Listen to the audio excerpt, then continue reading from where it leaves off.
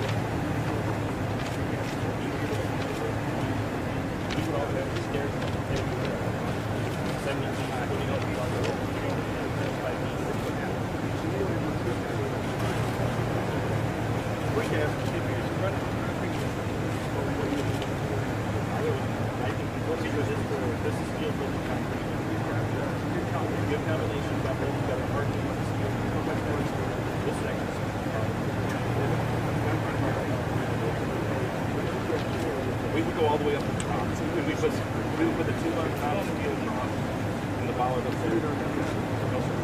When we learned this on it,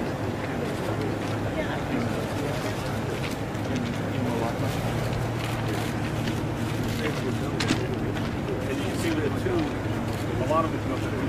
And I grabbed it. The tube in this area is great because it makes it harder to climb over, it's harder to grapple over, and it gives us an opportunity to hop through the front section as well.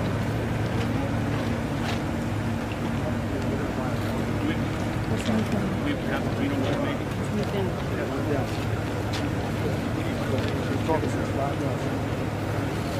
One of the things we've really learned on this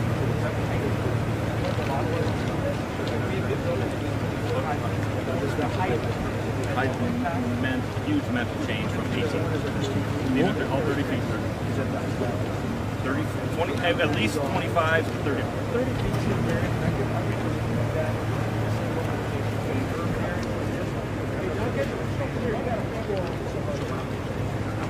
The hardest ones to climb are a smooth finish, even. This is easy. This is super important. This one with the smooth face, hard, smooth the face, and the changing the material like a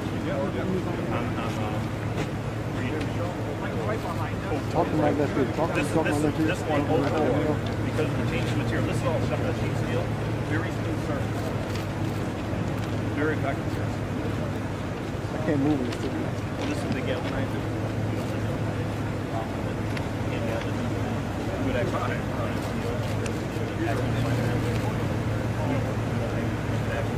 The patina, basically,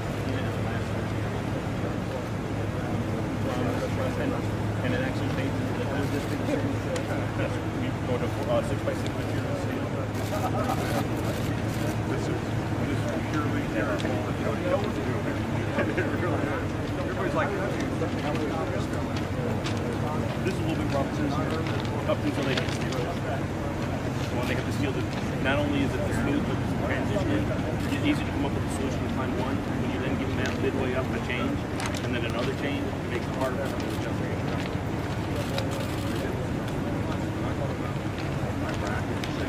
Yes, 83. that's the same thing. The other big challenge. Yeah, it's incredible. That's all right.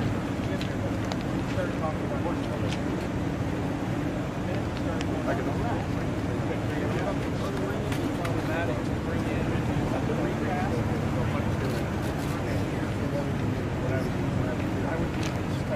We can adjust this every 2 weeks. We can scare it from every we don't have to do that. Actually, I'm close to that. It's a big deal.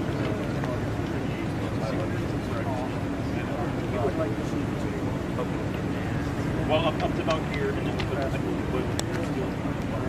In flexible, actually, are currently put 30 feet up without the engine, without do it so it all works out. The Marines with the just like an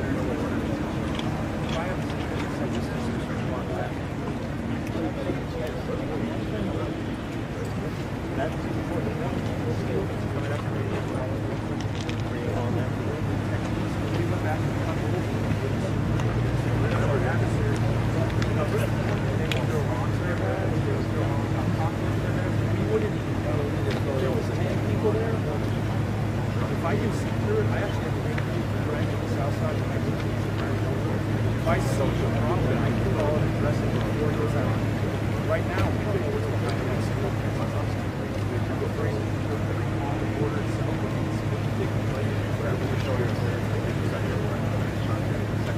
Yes, the factory outlet, you want to go not opening certain areas like something very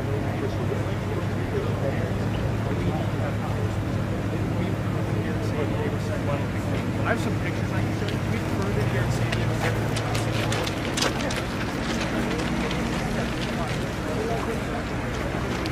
Parts of everyone in the world.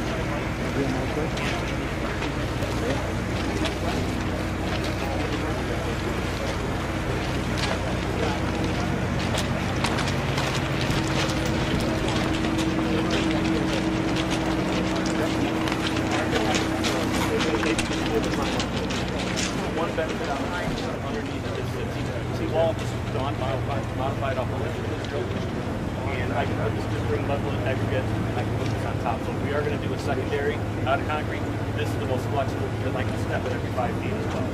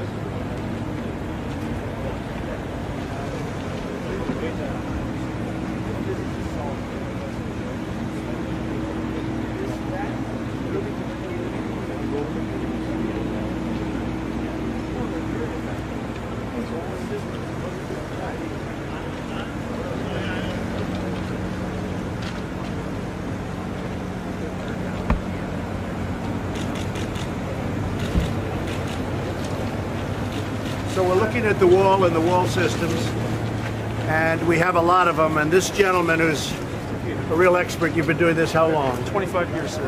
And you were here before they had a wall. Correct. I started here in 1992. And what was it like until you built the wall? And the wall, by the way, is that wall up there, which is just sheet metal, but still at least it works a little bit. How was it before you built the wall? So there was effectively no border in San Diego. It was a chaotic situation.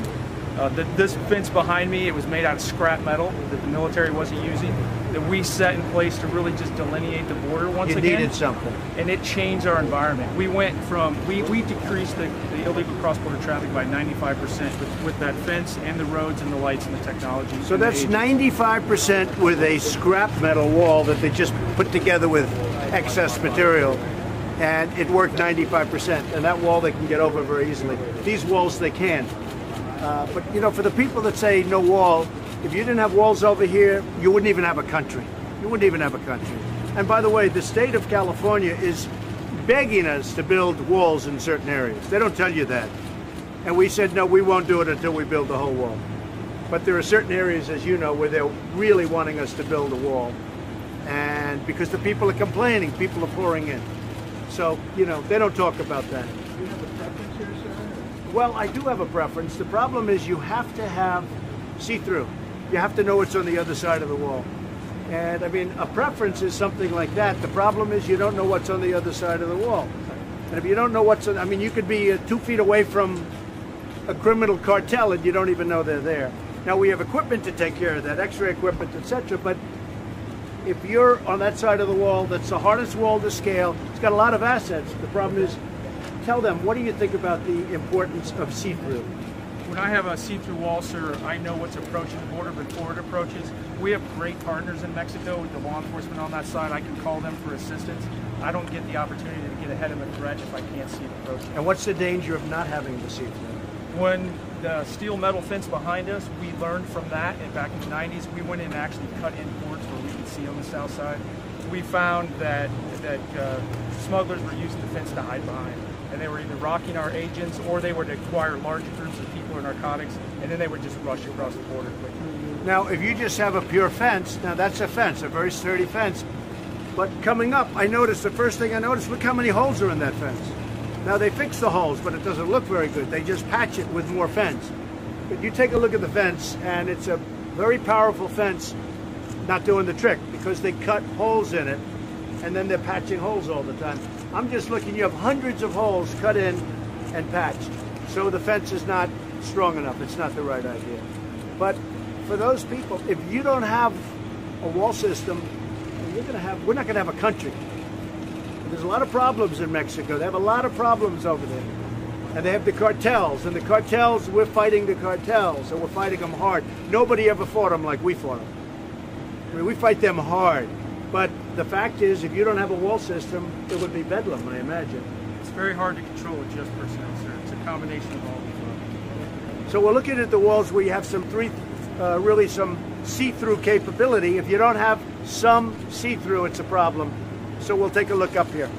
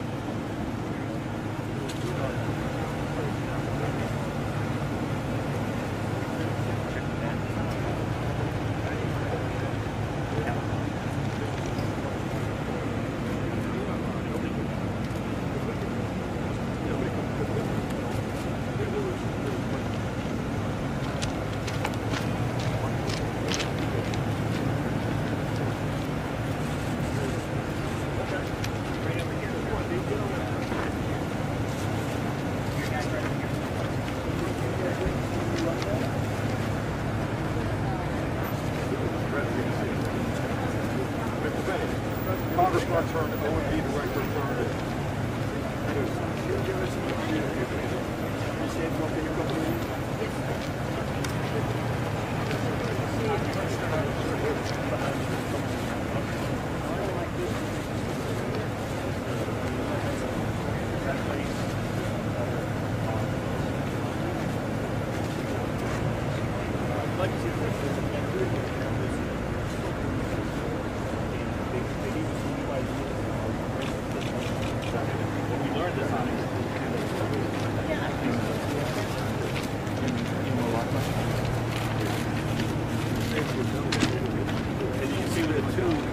A lot of it comes up with anti-gravity.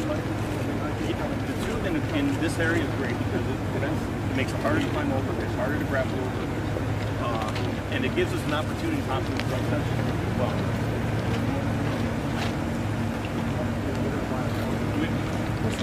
We have to clean them maybe.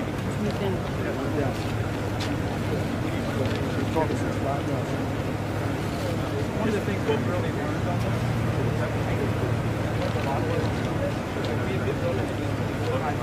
is the height. Height meant huge mental change from 18 to all 30 feet. 30, 20, at least 25 to 30. 30 feet is very effective. I mean, that in urban areas.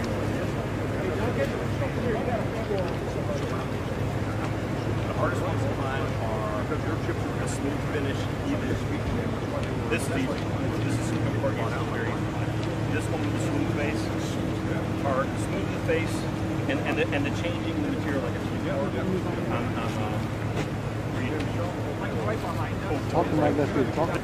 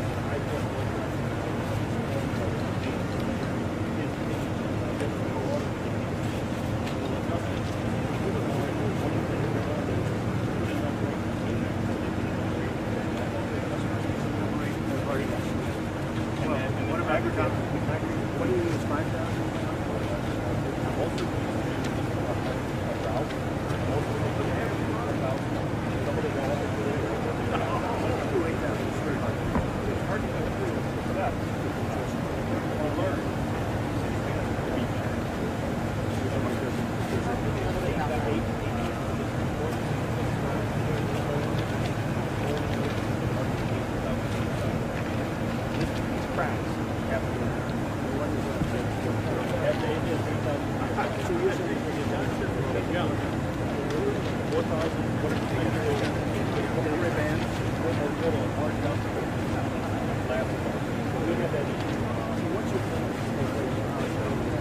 would actually go for that.